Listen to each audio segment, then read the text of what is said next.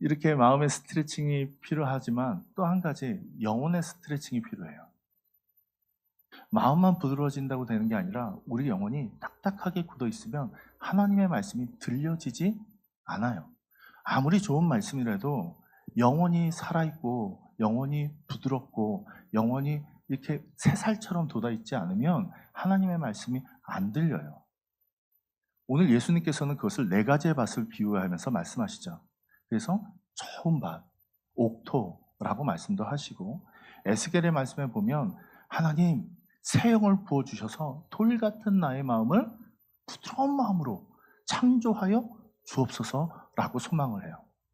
오늘 이 저녁에 오신 우리 성도님들 한 분 한 분에게 성령이 임하셔서 새 영을 부어주셔서 오늘 이 부드러운 마음을 주시고 하나님의 말씀을 듣고 막 힘을 얻고 소망을 얻고 하나님께 연락하는 예배를 드리는 우리 모든 성도님들이 되시길 축원드립니다. 그런 소망을 가지면서 오늘 이 말씀을 함께 나누고자 합니다. 요한복음은 우리가 사복음서라고 하면서 마태, 마가, 누가, 요한복음 이 네 가지의 복음을 사복음서라고 해요. 그러니까 공간복음, 같은 시대에 쓰여진 복음, 같은 내용을 담은 복음을 공간복음이라고 하는데 이 공간복음은 마태, 마가, 누가복음이에요. 근데 이 요한복음은 쓰여진 시대가 달라요. 예수님이 죽고 얼마 있지 않아서 예수님에 대한 이야기를 같이 막 나누는 그러한 이야기들이 마태복음, 마가복음, 누가복음이에요. 그런데 사도들이 100년쯤 되니까 다 죽어요. 다 죽었어요, 사도들이. 마지막 남은 사도가 요한 사도예요. 그러니까 예수님을 직접 보았고 예수님의 이야기를 직접 증거하고 예수님과 함께 살았던 이 사람들이 다 사라지고 나니까 예수님이 누구신지에 대한, 그리고 예수님이 우리에게 어떤 의미로 오셨는지에 대한 그 이야기가 사실은 좀 변하기 시작했어요. 이단들도 나타나고 또 사람들이 오해해서 핍박도 하고, 그래서 1세기 우리 초대교회라고 말할 때에 박해가 많이 일어나고 사람들의 신앙이 흔들리고 또 예수에 대해서 오해하기 시작해요. 예수님이 영으로 왔다가 영으로 떠났어. 육신을 입은 적이 없어. 이렇게 말하기도 하고, 예수님은 그냥 사람이야. 신이 아니야. 이렇게 말하기도 하고 여러 가지 이야기가 있었어요. 근데 이 예수님과 함께 사랑받는 제자였고, 그리고 예수님의 모든 일을 함께 보았던 사도였고, 예수님께 보냄받은 요한이 마지막까지 남아서 이것을 보면서 참 마음이 안타까워했어요. 그래서 이제는 예수님에 대해서 내가 아는 것을 써야겠다 하고 쓴 복음서가 요한복음이에요. 그러니까 요한복음은 예수님이 누구냐라는 것에 대해서 분명하게 증거하고 있어요. 그래서 많은 이야기들이 있지만 요한복음은 7가지의 선포 그리고 7가지의 표적을 통해서 예수님이 누군지 증거하고 있어요. 7가지의 뭐라고요? 선포. 나는 길이다. 나는 포도나무다. 많이 들어보셨죠? 양의 문이다. 7가지를 딱 사용했어요. 7은 완전수잖아요. 우리 유대인들에게는 7이라는 것은 완벽한 수예요. 우리 주일날 7째 날이죠. 예수님 하나님께서 창조하신 날도 완성한 날이고 쉬신 날이 안식일 7일째죠. 그래서 완성, 이런 의미가 7일째예요. 그래서 예수님이 완벽하게 누구신지 나타내는 7가지의 선포, 예수님이 직접 선포하신 거예요. 그리고 이것을 드러내기 위해서 함께 보여준 7가지 표적이 있어요. 이게 요한복음의 핵심이에요. 그래서 7가지의 선포와 7가지의 표적을 통해서 예수님은 하나님이시다. 예수님은 하나님이신데 그 하나님의 말씀이시다. 오늘 하나님이 그 말씀으로 오늘 우리 가운데 임하셨다. 아멘이십니까? 하나님이요, 말씀으로 우리 가운데 임하셨어요. 그리고 우리 1장 14절을 보면 유명한 얘기가 나오죠. 영접하는 자, 곧 그 이름을 믿는 자들에게는 하나님의 자녀가 되는 권세를 주셨다. 이렇게 말하고 있어요. 이게 엄청난 선포예요, 사실은. 영접하다는 것은 붙잡다라는 의미예요. 그냥 오세요. 예수님 오세요. 내 마음에 모셔드립니다. 찾아오시면 내 마음에 들어야지. 이게 아니라 이 헬라어의 원뜻은 확 내가 붙잡다. 이렇게 찾아가서 그걸 내 것으로 만든다. 이런 의미예요. 그래서 영접하다는 것은 오늘 예수님이 오셨을 때 내가 찾아가서 그분을 나의 구주로 맞아들인다. 그 말씀이 내 삶 가운데 이루어지길 내가 소망한다. 이런 뜻이 있어요. 영접하는 게. 그래서 오늘 예수를 믿는 거는 그냥 가만히 있으면 믿어지는 게 아니라 우리가 열심히 찾아가고 구하고 소망하고 바라야 되는 거예요. 그런 축복이 우리 성도님들에게 있기를 축원합니다. 확 잡으세요. 영접하는 자, 그리고 중요한 거, 곧 그 이름을 믿는 자. 자, 이름을 믿는다는 게 뭔가? 이게 너무도 중요한 얘기인데, 오늘 이름을 믿는다는 것은 오늘 그분 이름이 존재예요. 존재예요. 그 존재가 어떤 거냐면 예수님께서 말씀이시잖아요. 그래서 예수님이 말씀이셔서 그 말씀하신 대로 이루어지는 분임을 내가 믿습니다라는 거예요. 예수님은 예수님의 하신 말씀, 이 말씀, 예수님의 하신 말씀이 아니라 예수님 자체가 말씀이세요. 예수님이 말한 것만 말씀이 아니라 예수님 자체가 말씀이세요. 아멘이십니까? 제가 이상한 말 하는 거 아니죠? 태초에 말씀이 계시니라. 예수님이 계셨대요. 그분이 말씀이시래요.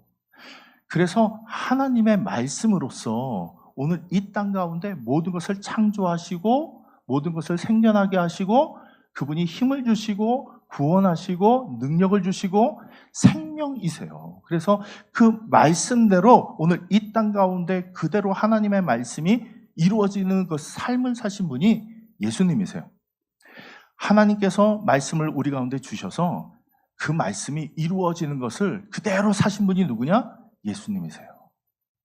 하나님의 말씀 그대로 이 땅 가운데 사셨어요. 그래서 그분을 우리가 믿어요. 믿어요. 그래서 그 이름을 믿는다라는 것은 예수님의 하신 말씀들이 오늘 우리의 삶 가운데 그대로 이루어짐을 믿는 거예요. 믿으십니까? 구원을 받는데요. 나를 믿으면 구원받아. 우리가 믿어요. 왜요? 그대로 이루어지니까. 나를 믿으면 치유돼. 우리가 믿어요. 왜요? 그대로 이루어지고 그대로 사셨으니까. 내가 너희에게 생명을 줘. 아멘입니다. 주님, 그렇게 됩니다. 그게 예수님이에요. 근데 그 예수님이 오늘 이 땅에 오셔서 제자들을 부르는 사건이 1장에 나와요. 나다나엘도 부르고 베드로도 부르고 이렇게 부르는 사건이 1장에 나오는데, 근데 오늘 2장에 드디어 예수님이 첫 표적이 오늘 이루어지죠. 그렇죠? 오늘 그 장면이었어요. 자, 우리 1절 말씀을 우리 다시 한번 읽어보겠습니다. 자, 같이 읽어볼까요? 네, 자, 시작. 사흘째 되던 날 갈릴리 가나에 혼례가 있어 예수님의 어머니도 거기 계시고. 자, 여기 시작할 때 사흘째 되던 날이라고 표현하고 있어요. 그렇죠? 사흘째 되던 날. 이게 그냥 의미 없이 써진 게 아니에요. 요한복음은요, 굉장히 이 사도 요한은 섬세하고 꼼꼼하게 이 요한복음을 썼어요. 그래서 한 단어 한 단어가 굉장히 다 의미 있고 굉장히 중요한 의미가 있어요. 예수님께서 부활하신 날이 첫째 날이에요, 둘째 날이에요, 사흘째 되던 날이에요. 이거 굉장히 어려운 질문이었죠. 다시 한번 예수님께서 부활하신 날이 첫날이에요, 죽으신 첫날이에요, 둘째 날이에요, 아니면 사흘째 되던 날이에요. 사흘째 되던 날이죠. 이 요한복음을 쓰고 요한과 함께 생활했던 교회들은 다 이 사흘째 되던 날을 중요시 여겼어요. 왜냐하면 이 날이 예수님께서 부활하신 날이겠고, 그리고 안식 후 첫날, 이게 사흘째 되던 날이잖아요. 그래서 사흘째 되던 날은 그들이 항상 예배, 우리가 드리는 주일 예배를 드리는 날이에요. 그래서 모든 것이 오늘 부활해서 새로운 생명을 시작하고 예수님께서 부활을 통해서 새 생명이 부활되심을 증거하고 하나님의 나라가 이제 완성될 것임을 증거하는 그 의미의 날이 사흘째 되는 날이에요. 그렇다면 오늘 이 요한복음 2장의 사흘째 되는 날이라고 시작한다는 것은 무엇인가 새로 시작한다는 의미예요. 이제까지 것이 아니라 새로운 것이 시작된다는 의미예요. 뭐가 시작될까요? 하나님의 나라가 시작됨을 의미해요. 그것이 첫 표적의 의미예요. 그러면 하나님의 나라는 어떻게 시작하는 것일까요? 왜 하나님의 나라는 가나 혼인잔치에서 시작하셨을까요? 이거는요, 그냥 예수님이 물이 변하여 포도주 됐네, 아멘, 할렐루야 하고 끝나는 단순한 이야기가 아니에요. 요한복음의 2장에 시작되는 두 가지 사건이 있어요. 하나는 가나 혼인잔치, 그리고 두 번째는 성전을 정결케 한 이야기. 이 두 가지가 핵심이에요. 이 두 가지 이야기가 요한복음을 쫙 끝까지 보게 해주는 기준이 돼요. 그래서 오늘 이 본문이 너무 중요한 거예요. 예수님께서 사역을 아직 사역을 시작하지 않으셨어요. 근데 오늘 이제 첫 표적을 통해서 첫 사역을 시작하세요. 그게 혼인잔치였어요. 혼인잔치, 우리 1절에 나오는 이 혼인잔치는 사실은 성경의 모든 하나님과 함께 동행하고 하나님과 함께 누리는 이 삶을 하나님은 혼인이라고 표현하셨어요. 출애굽기에도 또 레위기에도 또는 성경의 많은 부분마다 하나님께서 너희는 내 신부다라고 표현하시죠. 그리고 하나님을 나의 신랑 되신다라고 표현을 하세요. 그래서 창세기 3장에 보면 하나님께서 천지창조를 다 하시고 아담과 하와를 만드신 그곳을 하나님의 영적인 결혼, 영적인 연합, 이런 의미가 돼요. 근데 영적인 연합이 깨져버렸죠. 그래서 하나님께서 그들을 언약을 통해서 하나 되게 하시기 위해서 출애굽을 통해서 그들을 부르시고 시내산에서 언약을 맺음으로 다시 한번 연합하게 돼요. 이게 영적인 신부예요. 그런데 이 영적인 신부가 가나안 땅에 들어가서 우상들을 바라보고 다른 신을 섬기고 이랬더니 하나님께서 뭐라고 하시냐면 음행하다라고 표현하셨잖아요. 뭐예요? 하나님을 안 바라보고 우상들을 바라본 걸 말하잖아요. 그런데 오늘 그들에게 하나님을 바라보는 일, 그것을 위해서 두 가지 일을 중요시해요. 하나는 정결 예식이에요. 깨끗하게 씻는 거예요. 이것은 유대인들에게는 너무너무 중요한 예식이에요. 하나는 깨끗하게 씻어야 돼요. 그래서 하나님 앞에 나가기 위해서는 항상 그들은 정결하게 되는 것을 추구해요. 집에 들어갈 때도 씻고 또 하나님 앞에 나갈 때는 제물을 드리고 피로 씻어요. 그리고 물로 씻고 다시 나오는데 이와 같이 정결 예식, 또 하나는 성전이에요. 그들의 신앙의 가장 중요한 건 성전이에요. 하나님이 계신 곳이 어디예요?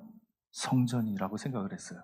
그래서 오늘 하나님을 만나기 위해서 나아가는 곳이 오늘 성전이에요. 그래서 회개하고 정결케 하는, 하나님과 나아가기 위해서 정결하게 되는 것, 그리고 하나님을 만나는 성전, 이 두 가지가 우리 신앙인, 이 유대인들에게 신앙의 핵심이었어요. 그걸 열심히 지켜왔어요. 정말 열심히 지켜왔어요. 그래서 혼인잔치를 다시 열었는데 오늘 사건이 터집니다. 자, 3절 말씀 우리 같이 한번 읽어보도록 하겠습니다. 같이 읽어볼까요? 자, 시작. 포도주가 떨어진지라 예수의 어머니가 예수에게 이르되 저들에게 포도주가 없다 하니. 자, 포도주가 뭐 했다고요? 떨어졌대요. 이 유대인들에게 이 잔치를 치를 때에 가장 중요한 것이 포도주예요. 포도주가 없으면 잔치가 되지 않아요. 그래서 이 포도주가 꼭 필요한데 오늘 그 포도주가 뭐 됐대요? 떨어졌대요. 그러면 이 잔치가 이루어져요? 안 이루어져요? 안 이루어져요. 오늘 이 혼인잔치를, 이 예수님의 첫 사역을 시작한 것은, 오늘 예수님께서 하나님의 나라를 선포하는 것은 하나님과 오늘 부르는 이 백성이 하나됨, 영접하는 자, 곧 그 이름을 믿는 자들에게는 하나님의 자녀가 되는 이 놀라운 권세를 주심을 나타내기 위한 장소로 이 혼례를 삼았어요. 그런데 과거에 정결 예식과 성전을 추구했던 이들의 삶은 어떤 삶이냐? 포도주가 떨어진 삶이에요. 잔치가 끝났어요. 망했어요. 하나님과 시내산에서 언약을 맺어서 성공할 줄 알았어요. 잘 살 줄 알았어요.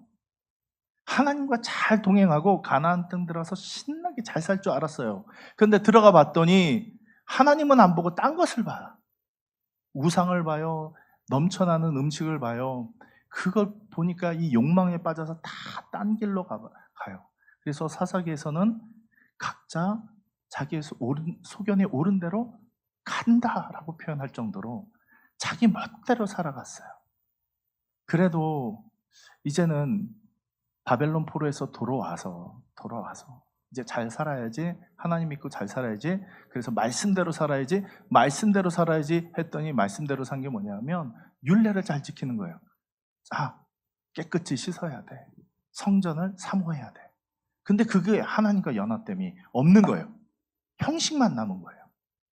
근데 오늘 예수님께서 오셔서 포도주가 떨어진 이 혼례식에 오셔서 하나님께서 이 땅을 향하신 그 마음, 다시 회복하기 원하시는 마음, 다시 내 자녀를 찾기 원하시는 마음, 내가 예수를 통해서 너희를 나의 자녀, 나의 백성, 내 나라에 들어와서 풍성한 삶을 살길 원하는 이 놀라운 은혜를 증거하기 위해서 오늘 이 혼례식을 선택하셨어요. 포도주가 떨어졌다라고 표현하고 있어요. 오늘 근데 예수 어머니가 이상하지 않으세요? 예수의 어머니가 예수께 야, 포도주가 떨어졌어. 아니, 잔치 주관자도 아닌데요? 영적인 의미가 있죠. 오늘 이 마리아, 예수님의 어머니 마리아는 예수님이 누군지 이미 알고 있잖아요. 그래서 그분이 뭘 해야 되는지 알잖아요. 그래서 오늘 요청을 합니다. 자, 4절 말씀에 보면 예수님께서 이렇게 말씀을 하십니다. 같이 읽겠습니다. 예수께서 이르시되 여자여 나와 무슨 상관이 있나이까? 내 때가 아직 이르지 아니하였나이다. 여자여라는 말은 그냥 함부로 부르는 말이 아니에요. 이 여인을 높이는 말이에요. 그리고 오늘 이제는 어머니가 아니라 이렇게 나와 분리된 예수님이 이제 사역을 시작한다는 의미도 돼요. 이 예수님이 십자가상에서 여자여라고 호칭을 하잖아요. 기억나시죠? 네. 그와 같이 고귀한 분을 여인을 높이는 말이에요. 나와 무슨 상관이 있습니까? 나와 상관이 없습니다 라는 것이 아니라 이 일을 내가 해야 되는 일입니까? 이렇게 말하는 거예요. 왜냐하면 예수님의 때가 되지 않았다라는 말을 하고 계시죠. 자, 오늘 요한복음을 읽을 때에 이 때라는 얘기가 계속 나오면요, 이 때는 무엇을 가리키냐면 십자가를 가리켜요. 예수님이 하나님의 말씀을 완성하는 그곳이 어디예요? 십자가예요. 십자가예요. 우리를 위해서 죽으시고 피 흘리고 십자가 지심으로 오늘 우리를 향한 하나님의 뜻이 완성되는 곳이 어디예요? 십자가예요. 그래서 이 십자가의 사역이 아직 완성되지 않았다는 거예요. 아직 때가 되지 않았다는 거예요. 아직 남았어요. 이제 시작이에요 라는 의미예요. 그러나 오늘 그것을 이제 시작합니다 라는 의미로 내가 하겠습니다, 내 때가 이르지 않았습니다, 하지 않겠습니다가 아니라 아직 때가 되지 않았지만 이제 그것을 시작하겠습니다 라는 의미예요. 4절의 의미는. 자, 그럼 5절에 이렇게 나오죠. 그의 어머니가 하인들에게 이릅니다. 너에게 무슨 말씀을 하시든지 그대로 하라. 무슨 말씀을 하시든지. 자, 이 말씀이라는 단어에 유의하셔야 돼요. 오늘 예수님께서 말씀을 하세요. 오늘 우리의 삶 가운데서 주님께서 말씀하세요. 아멘이십니까? 이때만 말씀하셨어요? 지금도 말씀하세요. 오늘 우리 영적으로 깨어 있어야 되는 이유가 여기 있어요. 대충 그냥 사시면 안 돼요. 우리의 영이 깨어 있어야 돼요. 그래서 주의 음성을 날마다 들으셔야 돼요. 오늘 말씀하세요. 말씀하세요. 그러니까 어머니가 뭐라고 못해요? 말씀하는 대로 해라. 말씀하는 대로 해라. 말씀으로 오신 예수님이신데 그 삶을 우리가 보았으면, 그 삶을 들었으면 그 삶을 함께 해라. 이 말씀을 잘 보세요. 6절 말씀에 보면 이렇게 나옵니다. 우리 같이 읽습니다. 거기에 유대인의 정결 예식을 따라 두세 통 드는 돌 항아리 6이 놓였는지라. 자, 정결 예식이라고 나오죠? 아까 설명했듯이 다 깨끗이 씻고 들어가야 돼요. 어디에요? 잔치에. 근데 잔치에 씻고 들어가야 되는데 뭐가 떨어져요? 포도주가 떨어져요. 잔치가 끝났어요. 근데 오늘 예수님께서 그 잔치를 다시 회복시키세요. 포도주를 변화시킨다는 것은 이 잔치를 회복시킨다는 거예요. 하나님의 잔치가 이미 망했어요. 우리의 죄 때문에. 들어갈 수 없어요, 잔치 자리에. 에덴 동산에 하나님과 누리던 그 복이 끝나버렸어요. 그런데 오늘 예수님께서 오늘 물이 변하여 포도주를 만드심으로 말미암아 하나님의 나라를 선포하고 내가 예수 그리스도로 너희를 구원하고 너희를 하나님의 자녀 되게 하는 그리스도로 왔다라는 것을 나타내는 그 첫 표적이 이 혼인 잔치인 거예요. 돌 항아리 6이 있어요. 사람들이 잔치에 들어오니까 그 돌 항아리가 다 비었죠. 다 씻고 들어갔을 거 아니에요. 그러나 씻고 들어갔지만 잔치가 흥하일 잔치가 포도주가 떠도르고 사람들이 웅성 어떻게 된 거야? 어떻게 된 거야? 이러겠죠. 혼인이 딱 돼야 되는데 혼인 잔치가 깨지면 이 혼례도 망하는 거예요. 근데 예수님께서 오늘 7절 말씀에 이렇게 말씀하십니다. 자, 우리 같이 예수님의 말씀을 같이 읽어보겠습니다. 7절 시작. 예수님께서 말씀하십니다. 항아리 하기까지 물을 채우라. 채울 수 있어요. 채우라니까. 그런데 8절 말씀은 더 가관이에요. 8절 말씀도 같이 읽습니다. 시작. 이제는 떠서 연회장에게 갖다 주라 하심에 갖다 주었더니. 이 하인들의 모습을 잘 보세요. 이제까지 예수님과 이 혼인잔치에 참여했던 제자들은 예수님을 그냥 따라간 사람들이었어요. 예수의 제자가 아니었어요. 이제까지 요한의 제자였어요. 그래서 정결 예식하고 회개하고 물로 세례를 받으면서 이제 하나님 나라를 기다려야지 이런 사람들이었어요. 요한을 막 쫓아다닌 사람이었으니까.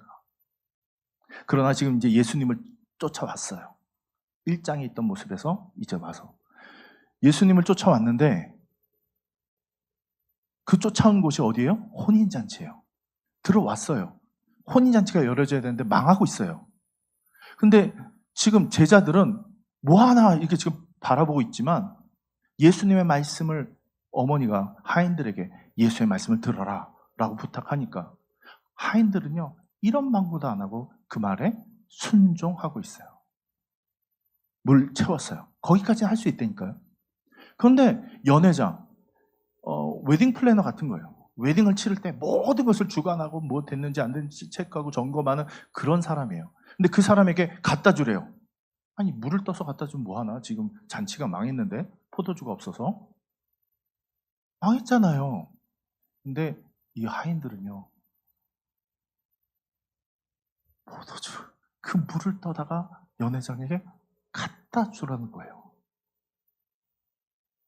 오늘 요한복음에 우리가 나중에 같이 나누겠지만 예수님께서 요한복음 13장, 14장, 15장, 16장 이곳에 이제 예수님의 마지막 사역을 나타낼 때가 있어요.